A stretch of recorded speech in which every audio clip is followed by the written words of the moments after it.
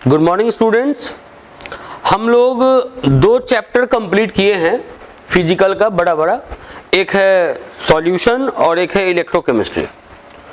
तो अब एक थ्योरी वाला चैप्टर आपको स्टार्ट करने जा रहे हैं, बहुत ही इंपॉर्टेंट चैप्टर जो NCERT पार्ट 1 का आखिरी चैप्टर है। चैप्टर का नाम है coordination compounds. Coordination compounds.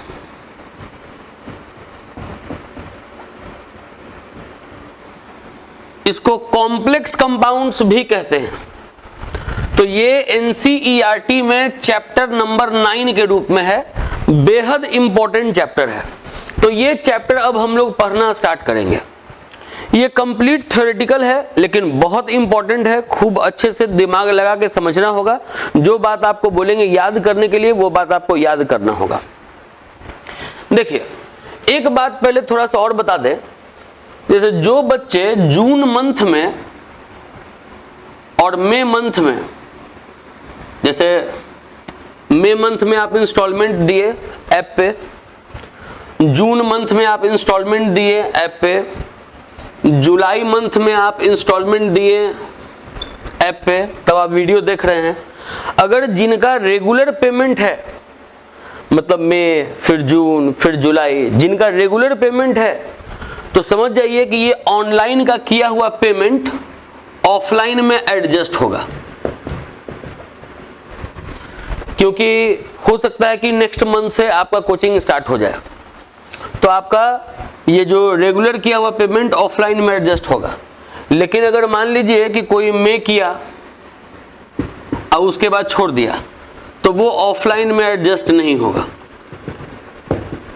Offline में फी तभी एडजस्ट होगा जब वो रेगुलर पेमेंट हो ऐप में। तो जो दोस्त अगर कोई होंगे इस तरीके के, तो उनको ये इन्फॉर्म कर दीजिएगा। ये थोड़ा सा इकोनॉमिकल बातचीत हो गया। अब हम लोग क्लास को आगे बढ़ाते हैं। सबसे पहले आप इस चैप्टर का पहला टॉपिक हेडिंग देंगे कॉम्प्लेक्स कंपाउंड। कॉम्प्लेक्स कंपाउंड किसको कहते हैं? What is complex compound? तो कॉम्प्लेक्स कंपाउंड का डेफिनेशन लिखेंगे पहले कि the compound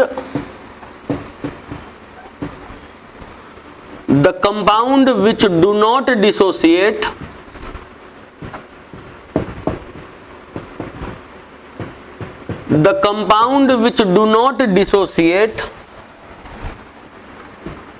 completely into all of its constituent ions. The compound which do not dissociate completely into all of its constituent ions is called complex compound.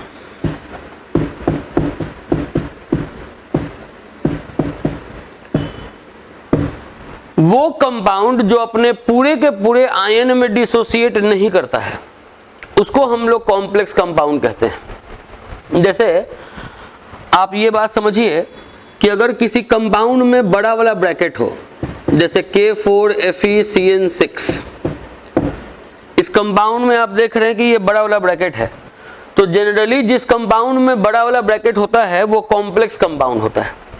होता क्या है कि अगर आप ऐसे कंपाउंड को आयन में तोड़िएगा, अगर आप आयन में तोड़िएगा तो ये कंपाउंड वहीं से टूटेगा जहां से बड़ा वाला ब्रैकेट हो। जैसे यहाँ पे बड़ा वाला ब्रैकेट है तो ये कंपाउंड यहीं से आयन में टूटेगा। अब इधर लिखा हुआ है 4K, पोटेशियम है 4, तो ये हो गया 4K, और ये जो ब्रैकेट वाला हिस्सा है वो पूरा एक साथ रहेगा, FeCN6। अब K पर चार्ज होता है +1, तो 4K है तो ये हो गया +4। कंपाउंड न्यूट्रल तभी होगा जब इस पर होगा -4, कि ये +4 और ये -4 मिलके न्यूट्रल हो जाए। ये जो कंपाउंड है ये 3 आयन के मिलने से बना है, एक पोटेशियम आयन, एक Fe+2 आयन और एक Cn- आयन। ये 3 आयन मिला है तो ये कंपाउंड बना है, लेकिन जब इसको आप आयन में तोड़े तो ये K+ में तो टूट गया, लेकिन आपको Fe+2 और Cn- अलग अलग नहीं दिख रहा है, ये दोनों एक साथ है। तो यही हुआ कि वो कंपाउंड जो जिस जिस आयन के मिलने से बना है वो उस आयन में अगर नहीं टूटे तो उसको हम लोग कॉम्प्लेक्स कंपाउंड कहते हैं। कॉम्प्लेक्स कंपाउंड ये लिखा हुआ है, the compound which do not dissociate completely into all of its constituent ions. वो कंपाउंड जो अपने कंस्टिट्यूएंट आयंस में कंप्लीटली नहीं टूटता है, जिस जिस आयन के मिलने से बना है अगर उस आयन में नहीं टूटता है तो उसको हम लोग कॉम्प्लेक्स कंपाउंड कहते हैं। इसको पहले नोट कीजिए। अब हम लोग जानेंगे types of complex compound. Types of complex compound. पहले तो बताया कि कॉम्प्लेक्स कंपाउंड क्या है, तो वो कंपाउंड जो अपने पूरे के पूरे आयन में नहीं डिसोसिएट होता है उसको हम लोग कॉम्प्लेक्स कंपाउंड कहते हैं। अब ये कॉम्प्लेक्स कंपाउंड कितने प्रकार का है, तो लिखेंगे it is of 4 type. Complex compound 4 प्रकार का होता है। एक होता है कटायनिक कॉम्प्लेक्स, एक होता है कटायनिक कॉम्प्लेक्स, दूसरा होता है अनायनिक कॉम्प्लेक्स, तीसरा होता है न्यूट्रल कॉम्प्लेक्स,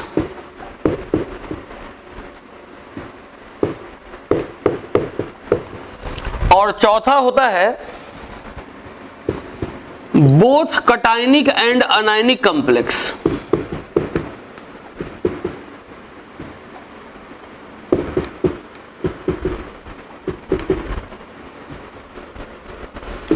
बोले कॉम्प्लेक्स कंपाउंड 4 प्रकार का होता है। एक होता है कटायनिक कॉम्प्लेक्स, एक होता है अनायनिक कॉम्प्लेक्स, एक होता है न्यूट्रल कॉम्प्लेक्स, एक होता है both cationic and anionic complex. अब ये चारों को हम लोग बारी बारी से समझेंगे।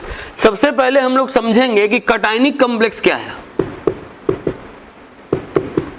सबसे पहले हम लोग समझेंगे कि कटायनिक कॉम्प्लेक्स क्या है। अब देखिए, अगर मान लीजिए कि कोई कंपाउंड है जैसे TiH2O6Cl3, अगर मान लीजिए ये कंपाउंड है, इसको अगर आपको आयन में तोड़ना है तो ये आयन में वहीं से टूटेगा जहां से बड़ा वाला ब्रैकेट है, तो ये पहले इतना अलग हो जाएगा TiH2O6, ये इतना अलग हो जाएगा, और ये जो 3 क्लोरीन है ये 3 क्लोरीन अलग हो जाएगा। क्लोरीन पर आप जानते हैं कि -1 चार्ज होता है, तो इस पर जब हो गया -3 तो इस पे हो जाएगा +3। अब ये ऐसा कॉम्प्लेक्स कंपाउंड है जिसको जब आप आयन में तोड़ें तो जो कॉम्प्लेक्स वाला पार्ट है वो कटायन बन गया। कटायन, कटायन का मतलब हो गया पॉजिटिव आयन। तो ऐसे कॉम्प्लेक्स कंपाउंड को कटायनिक कॉम्प्लेक्स कहेंगे। कोई पूछे कटायनिक कॉम्प्लेक्स कैसे कंपाउंड को बोलते हैं, तो वैसे कॉम्प्लेक्स कंपाउंड को जो जब आयन में डिसोसिएट होता है तो कॉम्प्लेक्स वाला हिस्सा कटायन बन जाता है, उसको हम लोग बोलते हैं कटायनिक कॉम्प्लेक्स। लिख रहे हैं इसका डेफिनेशन कि the complex compound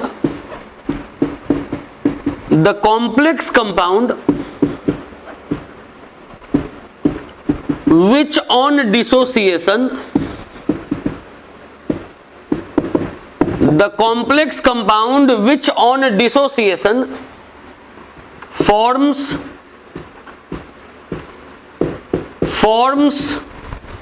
complex cation, the complex compound which on dissociation forms complex cation is called cationic complex. बोले कि वो कॉम्प्लेक्स कंपाउंड जो जब आयन में टूटे और कॉम्प्लेक्स वाला हिस्सा कटायन बन जाए तो उसको हम लोग कटायनिक कॉम्प्लेक्स कहते हैं। तो ये आपको कटायनिक कॉम्प्लेक्स के बारे में बताएंगे। कटायनिक कॉम्प्लेक्स क्या है? कटायनिक कॉम्प्लेक्स कहने का मतलब है कि ऐसा कॉम्प्लेक्स कंपाउंड जो जब आयन में टूटे तो जो कॉम्प्लेक्स वाला हिस्सा है, बड़ा ब्रैकेट वाला हिस्सा है, वो कटायन बन जाए, तो ये हो गया कटायनिक कॉम्प्लेक्स। अब हम लोग जानेंगे अनायनिक कॉम्प्लेक्स क्या है। अनायनिक कॉम्प्लेक्स के बारे में जैसे कटायनिक कॉम्प्लेक्स बताए हैं वैसे ही अनायनिक कॉम्प्लेक्स भी होगा। कि ऐसा कॉम्प्लेक्स कंपाउंड जो जब आयन में टूटे और कॉम्प्लेक्स वाला हिस्सा अनायन बन जाए तो उसको हम लोग बोलेंगे anionic complex.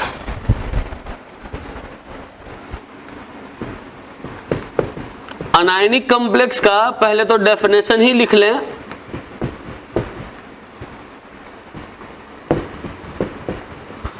The complex compound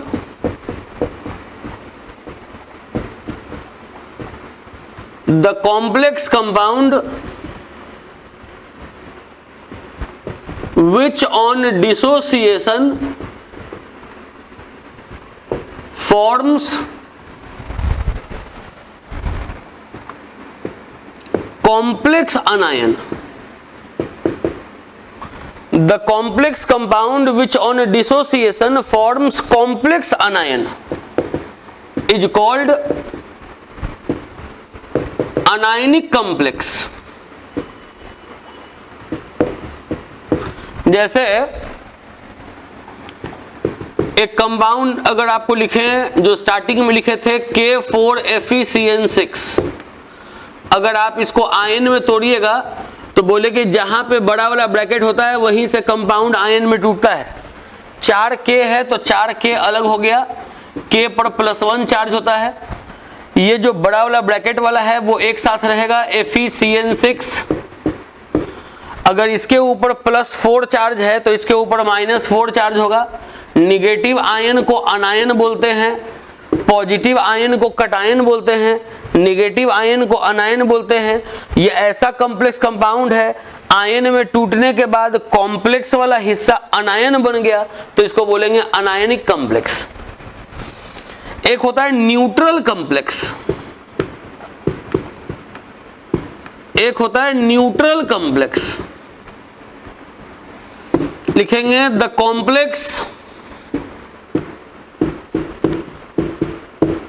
complex compound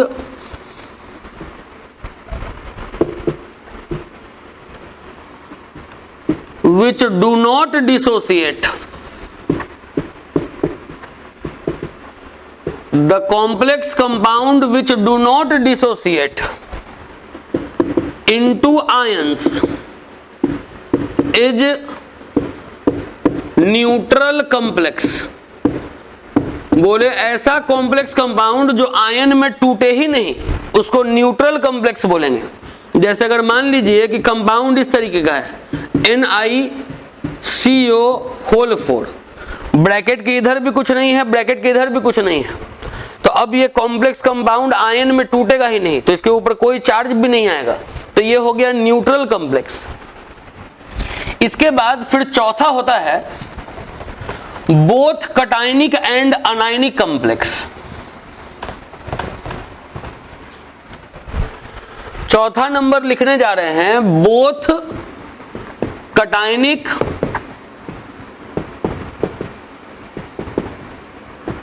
and anionic complex. सारा डेफिनेशन लिखते चलेंगे, समझते चलेंगे, जहां कोई भी प्रॉब्लम होगा मैसेज करेंगे, बात करेंगे। अभी सबसे पहले आपको यही बात बताएं कि कॉम्प्लेक्स कंपाउंड क्या है। तो वैसा कोई भी कंपाउंड जो पूरे के पूरे आयन में नहीं टूटता है उसको हम लोग कॉम्प्लेक्स कंपाउंड कहते हैं। ये कॉम्प्लेक्स कंपाउंड 4 प्रकार का होता है, cationic complex, anionic complex, neutral complex और both cationic and anionic complex. इसमें लिखेंगे the complex compound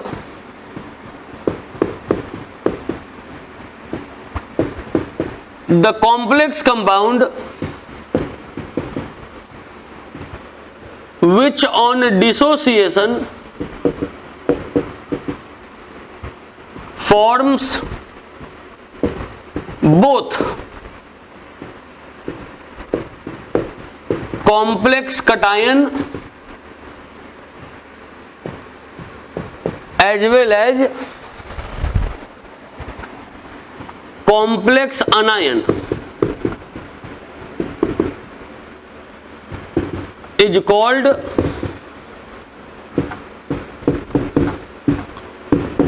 both cationic and anionic complex, बोले ऐसा कॉम्प्लेक्स कंपाउंड जो जब टूटे तो दोनों ही बना दे, कॉम्प्लेक्स कटायन भी कॉम्प्लेक्स अनायन भी, उसको बोलेंगे both cationic and anionic complex. जैसे PTNH3 whole 4, PTNH3 whole 4, PTCl4। अब अगर मान लीजिए कि ऐसा कॉम्प्लेक्स कंपाउंड है तो आपको बताए हैं कि अगर आप इसको आयन में तोड़िएगा तो ये वहीं से टूटेगा जहां से बड़ा वाला ब्रैकेट है। शुरुआत वाला हिस्से पे प्लस आएगा, बाद वाले हिस्से पे माइनस आएगा। तो ये कंपाउंड आयन में टूटेगा तो कॉम्प्लेक्स वाला हिस्सा कटायन भी बन रहा है, कॉम्प्लेक्स वाला हिस्सा अनायन भी बन रहा है। तो ये हो गया both cationic and anionic complex. तो अभी शुरुआत में सबसे पहले तो बताया आपको कि कॉम्प्लेक्स कंपाउंड क्या है और उसका कितना टाइप्स है। अब इसके बाद कॉम्प्लेक्स कंपाउंड के बारे में कुछ जरूरी इंफॉर्मेशन देने जा रहे हैं।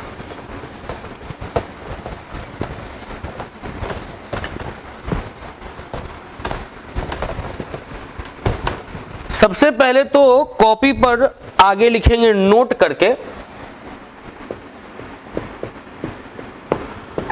कि अ कॉम्प्लेक्स कंपाउंड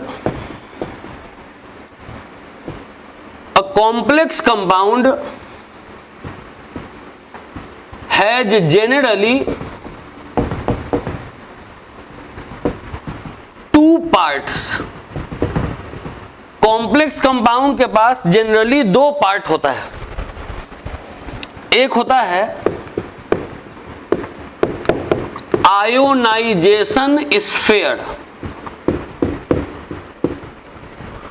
और एक होता है कोऑर्डिनेशन स्फीयर। बोले कि अगर कोई कॉम्प्लेक्स कंपाउंड है तो उसमें जनरली दो पार्ट होता है, एक होता है आयोनाइजेशन स्फीयर, एक होता है कोऑर्डिनेशन स्फीयर।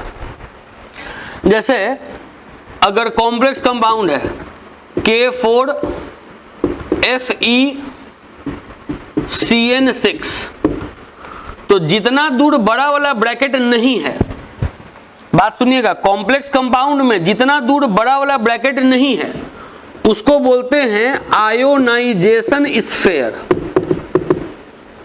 ये हुआ आयोनाइजेशन स्फीयर। जितना दूर बड़ा वाला ब्रैकेट है, जैसे इतना दूर बड़ा वाला ब्रैकेट है तो इस वाले हिस्से को बोलते हैं कोऑर्डिनेशन स्फीयर। कोऑर्डिनेशन स्फीयर जैसे बोर्ड पर लिखा जा रहा है ना, वैसे ही आप अपने कॉपी पर लिखेंगे कि कॉम्प्लेक्स कंपाउंड में जनरली दो हिस्सा है, एक है आयोनाइजेशन स्फीयर तो दूसरा है कोऑर्डिनेशन स्फीयर। जितना दूर बड़ा वाला ब्रैकेट नहीं होता है उसको बोलते हैं आयोनाइजेशन स्फीयर, और जितना दूर बड़ा वाला ब्रैकेट होता है उसको बोलते हैं कोऑर्डिनेशन स्फीयर। अब ये जो कोऑर्डिनेशन स्फीयर है इसमें भी दो चीज होता है, एक होता है सेंट्रल मेटल एटम या आयन, एक होता है लिगेंड। तो लिखने जा रहे हैं इसके बाद कि जो कोऑर्डिनेशन स्फीयर है, कोऑर्डिनेशन स्फीयर, तो कोऑर्डिनेशन स्फीयर कंटेन्स नंबर 1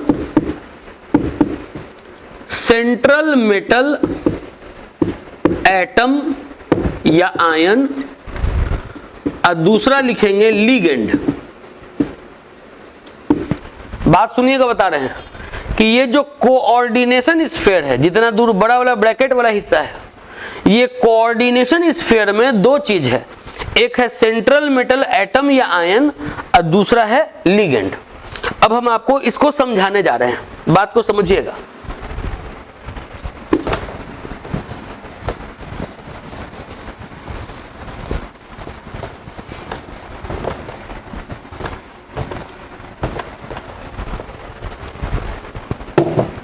सुनिएगा, पहले तो बोले कि ये जो कंपाउंड है K4FeCN6 ये कॉम्प्लेक्स कंपाउंड है, बड़ा वाला ब्रैकेट है तब।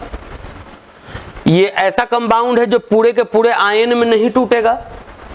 इसमें बोले कि दो पार्ट है, ब्रैकेट के बाहर वाला पार्ट जिसमें कि ब्रैकेट नहीं है तो वो हो गया आयोनाइजेशन स्फीयर और ये हो गया कोऑर्डिनेशन स्फीयर।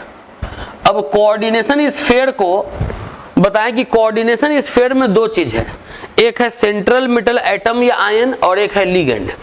अगर इस वाले हिस्से को अगर आप देखें जूम करके तो इसमें ये मेटल है, मेटल स्ट्रक्चर अगर इसका बनेगा तो ये मेटल हमेशा सेंटर में होगा, इसीलिए इसको बोल रहे हैं सेंट्रल मेटल। क्या बोल रहे हैं इसको? Central metal. ये है सेंट्रल मेटल। Fe को ऊपर में अंडरलाइन कर दिए हैं कि Fe क्या है? Central metal. इस पर हम लोग को ऑक्सीडेशन स्टेट निकालना पड़ना है कि Fe के ऊपर चार्ज कितना है। हम आपको सिखाएंगे कैसे चार्ज निकालते हैं बस एक क्लास के अंदर। अभी आप पहले जान जाइए कि कॉम्प्लेक्स कंपाउंड में जो बड़ा वाला ब्रैकेट वाला हिस्सा है उसको बोलते हैं कोऑर्डिनेशन स्फीयर या कॉम्प्लेक्स वाला हिस्सा। तो ये जो कॉम्प्लेक्स वाला हिस्सा है उसमें दो चीज है, एक है सेंट्रल मेटल एटम या आयन, एक है लिगेंड। तो बोले कि जो आपको मेटल दिख रहा है वही है सेंट्रल मेटल। तो क्या बोल रहे हैं कि अगर इसका हम चार्ज निकालें, चार्ज कैसे निकालेंगे वो भी हम बताएंगे। अभी आप पहले केवल जाने कि अगर हम लोग इसका चार्ज निकालें, if its oxidation state, oxidation state का मतलब क्या हुआ? चार्ज। कि अगर हम लोग इसका चार्ज निकालें, इसका चार्ज कितना आ जाए? 0। अगर हम लोग इसका चार्ज निकालें और चार्ज आ जाए 0 तो उसको हम लोग पढ़ेंगे सेंट्रल मेटल एटम। इसको हम लोग पढ़ेंगे सेंट्रल मेटल एटम। और अगर इसका हम लोग चार्ज निकालें और चार्ज 0 नहीं आए, 0 के अलावा कुछ आए, 0 नहीं आए, तब इसको पढ़ेंगे हम लोग सेंट्रल मेटल आयन। ये जो लिखे हैं सेंट्रल मेटल एटम या आयन, उसके बारे में बता रहे हैं कि जो कॉम्प्लेक्स वाला हिस्सा है उसमें जो मेटल होगा वही है सेंट्रल मेटल। लेकिन कब उसको एटम कहेंगे, कब उसको आयन कहेंगे? अगर इसका चार्ज निकालें, चार्ज 0 आ जाए तो सेंट्रल मेटल एटम, और चार्ज 0 नहीं आए तो सेंट्रल मेटल आयन। अब इसको छोड़ के जो भी चीज रहता है वो इस मेटल को चारों तरफ से घेरे हुए रहता है। जैसे Cn है तो Cn इसको चारों तरफ से घेरे हुए है,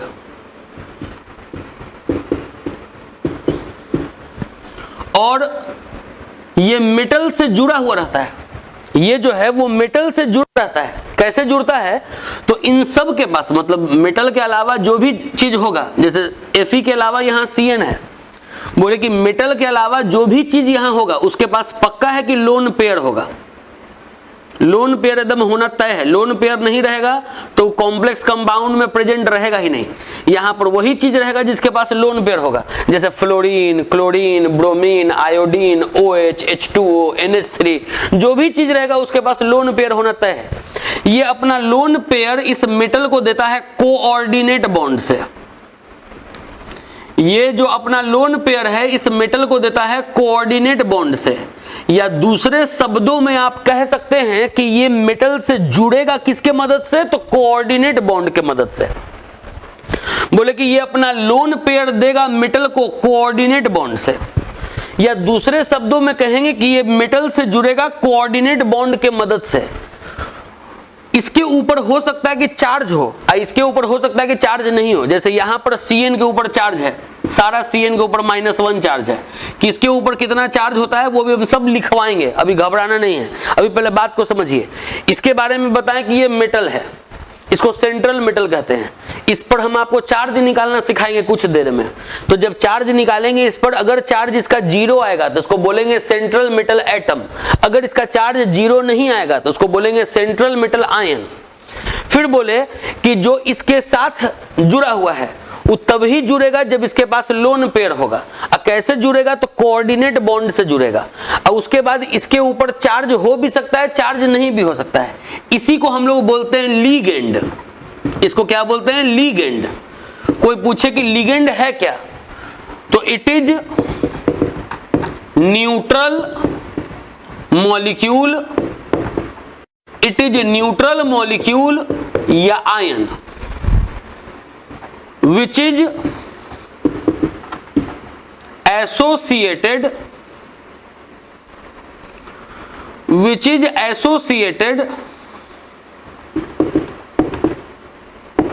with सेंट्रल मेटल एटम या आयन बाई कोऑर्डिनेट बॉन्ड। बोले कि लिगेंड क्या है, तो ये या तो न्यूट्रल मॉलिक्यूल है या तो आयन है। जैसे यहां पर आयन है लिखा हुआ है, इट इज न्यूट्रल मॉलिक्यूल या आयन, ये या तो न्यूट्रल होगा, जैसे वाटर न्यूट्रल है, अमोनिया न्यूट्रल है, लोन पेयर होना तय है तो वाटर में लोन पेयर है, अमोनिया में भी लोन पेयर है, लेकिन वो न्यूट्रल है।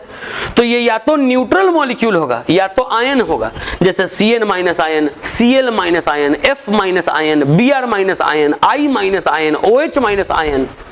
तो बोले कि ये या तो न्यूट्रल मॉलिक्यूल है या तो आयन है, जो कि जुड़ा हुआ होगा सेंट्रल मेटल एटम या आयन से। ये जुड़ा हुआ है सेंट्रल मेटल एटम या आयन से, किसके द्वारा, तो कोऑर्डिनेट बॉन्ड के द्वारा, कोऑर्डिनेट बॉन्ड के द्वारा।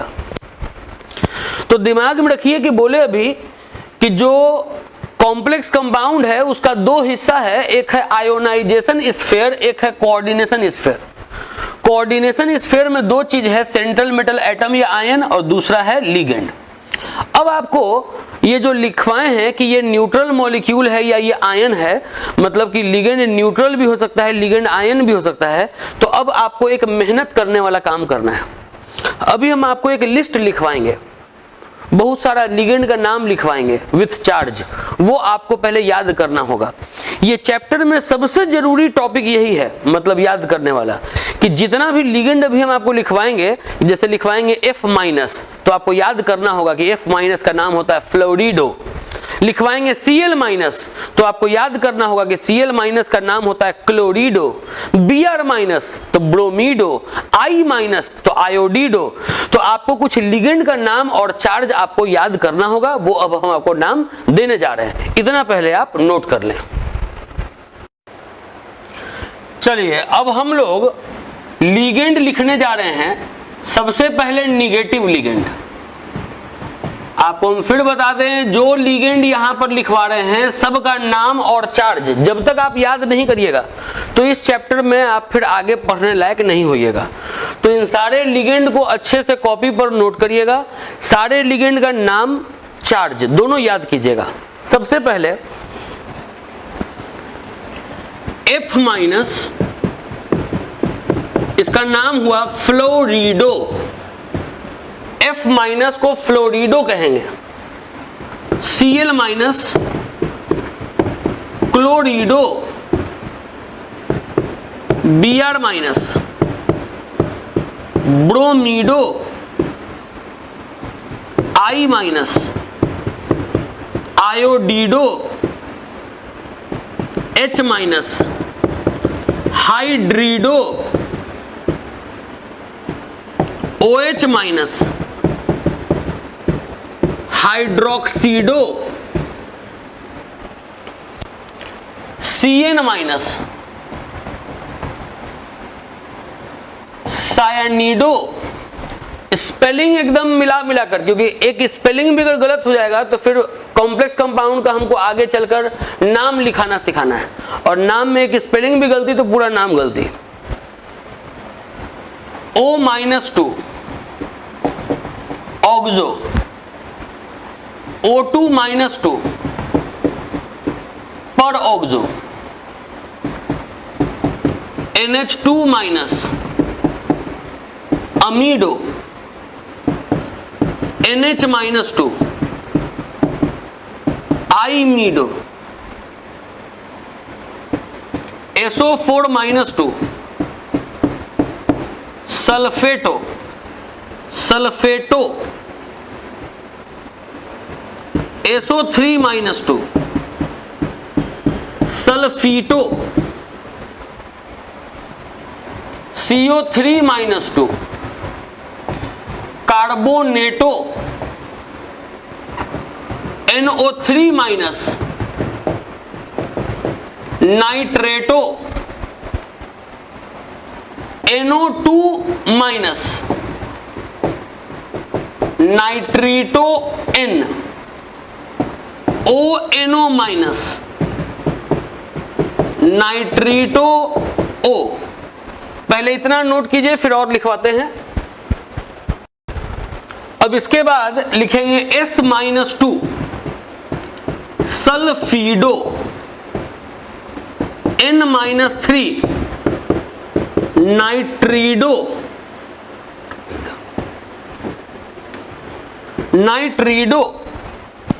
फिर लिखेंगे N3-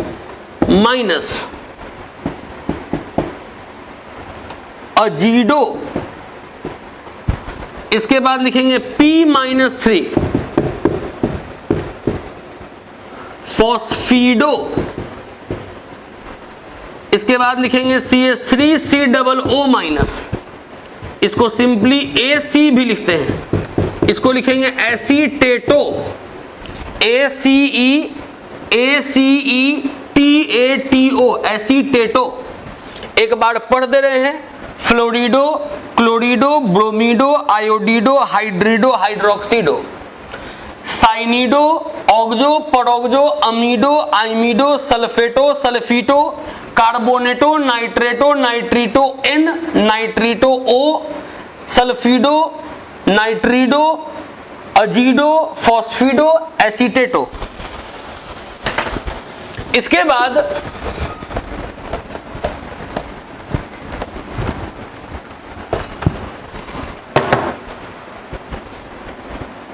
GLY-1, इस पर याद रखिएगा चार्ज। GLY अगर लिखा हुआ रहे तो उस पर चार्ज होगा -1। इसको पढ़ेंगे ग्लाइसिनेटो, इसका नाम होगा ग्लाइसिनेटो। S2O3-2, इसको पढ़ेंगे थायोसल्फेटो, थायोसल्फेटो, T के बाद O लिखा हुआ है। C2O4-2, इसको शॉर्ट में OX भी लिखते हैं, इसको पढ़ते हैं ऑक्जेलेटो, ये बहुत मिलेगा, बार बार मिलेगा। C2O4-2, इस पर चार्ज है -2, नाम हुआ इसका ऑक्जेलेटो। DMG-1, इसको पढ़ेंगे डाईमिथाइल ग्लाइऑक्सीमेटो। EDTA-4, EDTA-4, इसका नाम है इथाइलिन डाईअमीन टेट्रा एसीटेटो। दिमाग में रखेंगे, एक छोटा सा भी स्पेलिंग अगर एरर हो गया तो पूरा नाम गलत हो जाएगा। स्पेलिंग पर एकदम दिमाग में रखेंगे स्पेलिंग को। EDTA-4 ethylene diamine tetra एसीटेटो। देखिए, इथिलीन कहने का मतलब CH2CH2, डाईअमीन दोनों तरफ N, 2 अटैचमेंट के साथ। टेट्रा एसीटेटो, एक एसीटेट इधर लगा दिए, एक एसीटेट इधर लगा दिए, जुड़ रहा है तो हाइड्रोजन एक हट रहा है तब इसके साथ जुड़ रहा है। यहां भी एक एसीटेट लगा दिए, यहां भी एक एसीटेट लगा दिए, इस पर भी माइनस, इस पर भी माइनस। तो ये EDTA-4 का स्ट्रक्चर है। एक बार EDTA-4 का स्ट्रक्चर पूछ दिया है, इसीलिए इसका स्ट्रक्चर हम आपको लिख दिया। बात समझे? जितना आपको निगेटिव आयन लिखवाया जा रहा है, सारा निगेटिव आयन आपको याद रखना होगा। यहाँ पे भी हम कुछ रब भी किए थे, फ्लोरिडो, क्लोरिडो, ब्रोमीडो, आयोडीडो, हाइड्रिडो, हाइड्रोक्सीडो, तो वो सब आपको दिमाग में रखना होगा। Cyanido, oxo, peroxo, amido, imido, sulphato, sulphito, carbonato, nitrato, nitrito N, nitrito O, sulphido, nitrido, azido, phosphido, acetato, और उसके बाद ये सब glycinato, thiosulphato, oxalato, dimethyl glyoximato, ethylene diamine tetra acetato. एक दो और भी है,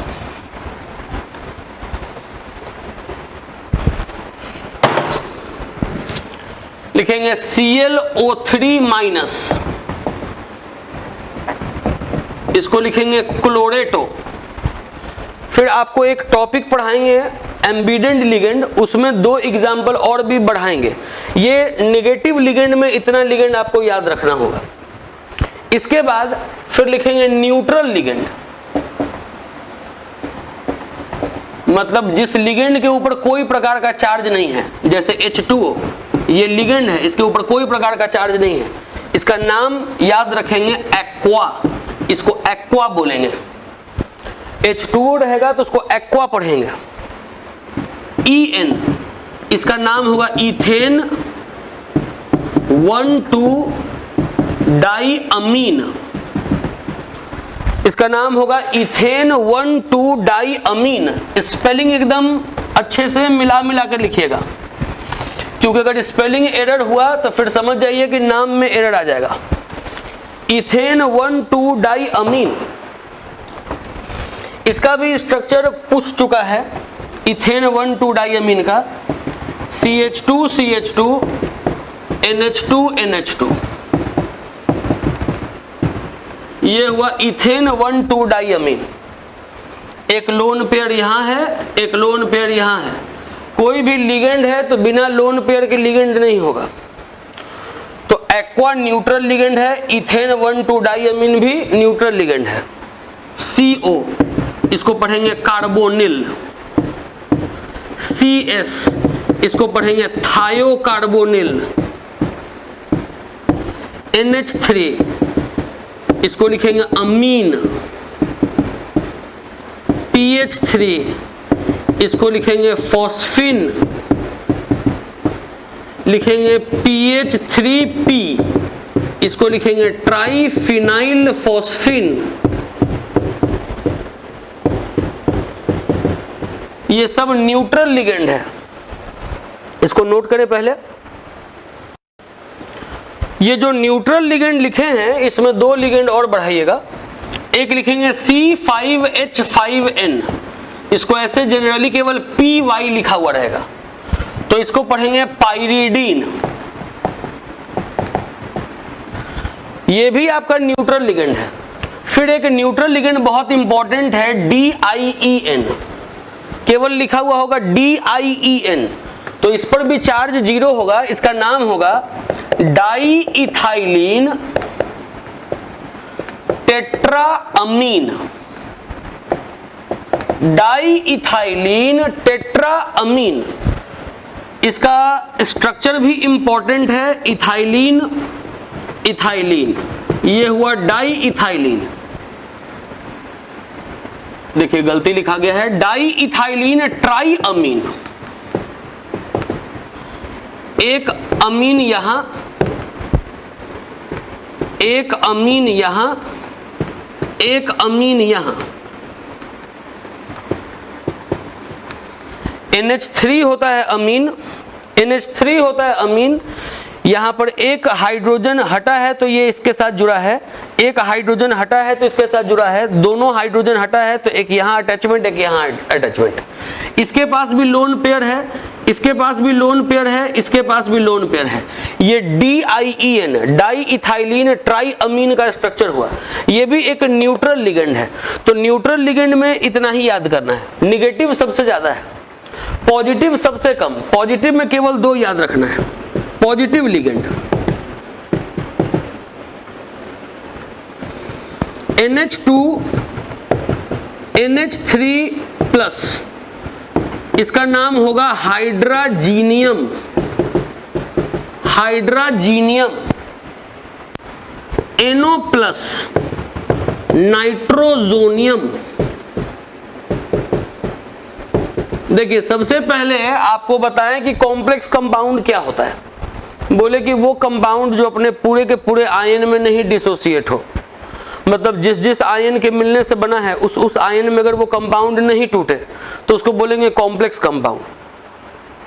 कॉम्प्लेक्स कंपाउंड बताएं कि 4 प्रकार का होता है, cationic complex, anionic complex, neutral complex, both cationic and anionic complex. बोले कि वो कॉम्प्लेक्स कंपाउंड जिसको जब आप आयन में तोड़े कॉम्प्लेक्स वाला पार्ट कटायन बन जाए, एग्जाम्पल के मदद से सिखाएं। और अगर ये तो कटायनिक कॉम्प्लेक्स का हुआ, अगर कॉम्प्लेक्स कंपाउंड टूटे कॉम्प्लेक्स वाला पार्ट अनायन बन जाए तो अनायनिक कॉम्प्लेक्स, टूटे ही नहीं तो न्यूट्रल कॉम्प्लेक्स, और टूटने के बाद अगर दोनों आयन बनाए, कटायन और अनायन दोनों, तो ये हो जाएगा both cationic and anionic complex. उसके बाद फिर आपको बताया कि कॉम्प्लेक्स कंपाउंड में 2 हिस्सा होता है, एक होता है आयोनाइजेशन स्फीयर, एक होता है कोऑर्डिनेशन स्फीयर। बड़े वाले ब्रैकेट के जस्ट पहले वाला जो पार्ट होता है, मतलब वो वाला हिस्सा जो बड़ा वाला ब्रैकेट में नहीं हो, या वो पहले हो या वो बाद हो, मतलब बड़ा वाला ब्रैकेट के अंदर नहीं हो, उसको बोलते हैं आयोनाइजेशन स्फीयर। जो बड़े वाले ब्रैकेट के अंदर का हिस्सा है उसको बोलते हैं कोऑर्डिनेशन स्फीयर। कोऑर्डिनेशन स्फीयर में दो हिस्सा होता है, एक होता है सेंट्रल मेटल एटम या आयन, दूसरा होता है लिगेंड। बताएं कि जो मेटल है उसी को सेंट्रल मेटल बोलेंगे। अगर उसका ऑक्सीडेशन स्टेट जीरो होगा तो उसको central metal atom, oxidation state अगर जीरो नहीं हुआ तो सेंट्रल मेटल आयन। अभी ये नहीं सिखाए हैं कि ऑक्सीडेशन स्टेट कैसे निकालते हैं। ऑक्सीडेशन स्टेट निकालने के लिए पहले ये सब लिगेंड के ऊपर आपको चार्ज याद करना होगा। और लिगेंड के बारे में बताएं कि लिगेंड या तो न्यूट्रल हो सकता है या तो लिगेंड आयन हो सकता है। वो सेंट्रल मेटल एटम या आयन से जुड़ा हुआ होता है कोऑर्डिनेट बॉन्ड के द्वारा। तो लिगेंड नेगेटिव लिगेंड कौन कौन है, लिगेंड पॉजिटिव लिगेंड कौन कौन है, लिगेंड न्यूट्रल लिगेंड कौन कौन है, ये आपको लिस्ट दे दिया गया, इसको आपको याद कर लेना होगा। ये इतना बेसिक है इस चैप्टर का। जब तक आपको लिगेंड का नाम और चार्ज नहीं याद हो जाए आप इस चैप्टर पे कमांड हासिल नहीं कर सकते। और ये बहुत ही आसान और बहुत ही इंटरेस्टिंग चैप्टर है। एक दिन का मेहनत है केवल, और वो मेहनत यही है कि आप लिगेंड के नाम और चार्ज को याद कर लीजिए, उसके बाद फिर सब हवा हो जाएगा। इतना आसान, इतना आसान, इतना इंटरेस्टिंग चैप्टर है कि अब आप आगे पढ़ेंगे तो इस चीज को देखेंगे, फील करेंगे। ठीक है, आज के लिए इतना ही। Enough for the day.